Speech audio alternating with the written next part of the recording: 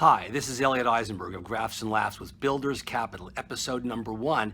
And the issue that we're talking about here is notes having been called back in the deep recession of 2008-9. And the builders' notes. And the issue here is, why were they called? I mean, obviously some builders were irresponsible, some builders came late to the game, some builders really weren't builders before the rise in the home building industry in 2, 3, 4, 5, and 6, and they decided to get excited and they opened up a business and they found themselves in trouble. And the banks were clearly appropriate in calling those loans, because the earlier they call them, the faster they can get out of them.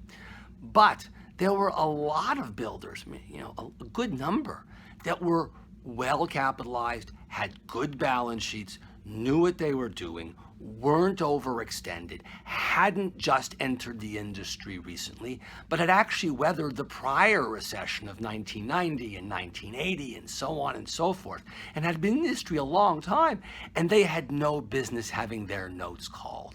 I knew quite a number of those builders, and understandably they were very upset. And the question they kept asking was, well, why did they call the note? Well, they called the note because the bank was calling all the notes. The bank didn't really care which notes were good and which notes were bad. They didn't have time to find out. Things were moving fast. Fannie and Freddie were being recapitalized by the federal government and being socialized and so on and so forth. Bear Stearns and Lehman Brothers and so on. They didn't have the luxury of time.